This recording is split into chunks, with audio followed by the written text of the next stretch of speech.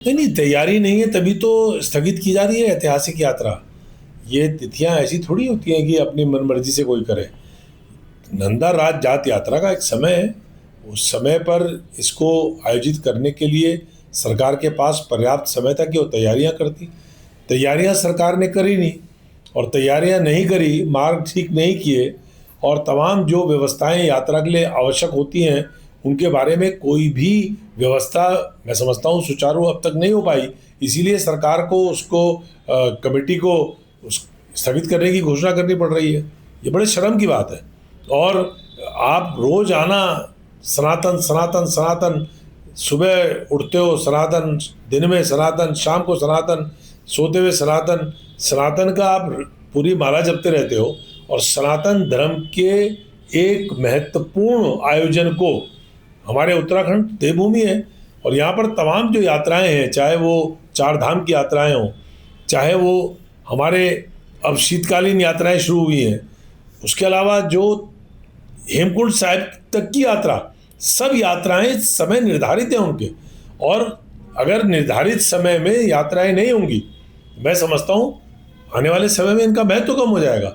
अब नंदा राजजात यात्रा ऐतिहासिक यात्रा है उत्तराखंड की, और उस धार्मिक यात्रा को सरकार उसकी व्यवस्थाएं नहीं कर पा रही है, सरकार मार्ग को ठीक नहीं कर पा रही है, सरकार जो यात्राओं के लिए आवश्यक व्यवस्थाएं चाहिए होती है उनको पूरा नहीं कर पा रही है।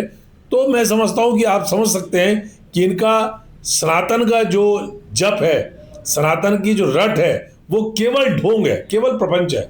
इनको सनातन से कोई लेना देना नहीं है, सनातन परंपराओं से कोई लेना देना नहीं है। इनको केवल सनातन जो है वो वोट के टाइम याद आता है। और आप इससे अंदाजा लगा सकते हैं कि जिस प्रकार से माघ मेले में इलाहाबाद में हमारे ज्योतिर्मठ के शंकराचार्य अभिमुक्तेश्वरानंद जी के साथ जो व्यवहार किया गया, जिस प्रकार से उनको स्नान करने से रोका गया, जिस प्रकार से, क्यों रोका गया? क्योंकि वो सरकार की व्यवस्थाओं के खिलाफ बात करते हैं। राम मंदिर के समय जो तमाम विरोध पूरे देश के चारों शंकराचार्य ने किया था, उसमें अभिमुक्तेश्वरानंद जी प्रमुख थे। उन्होंने उस समय कहा था कि मंदिर का निर्माण पूरा नहीं हुआ, ध्वज पताका फेरी नहीं, अभी ऊपर कलश लगा नहीं, तो आप मंदिर का मुहूर्त कैसे कर रहे हैं? तो उनके विरोध के कारण आज उनसे सरकार ने बदला ले लिया। माघ मेले में अगर शंकराचार्य गंगा जी में और संगम में स्नान नहीं करेंगे तो कौन करेगा? सबसे पहले उनको जिस प्रकार से उनके साथ धक्का मुक्की की गई, उनके तमाम जितने वेद पाठी थे, उनके शिष्य थे, उनके साथ पुलिस ने मारपीट करी, भद्दी भद्दी गालियां दी, आदिगुरु शंकराचार्य को भी गालियां दी।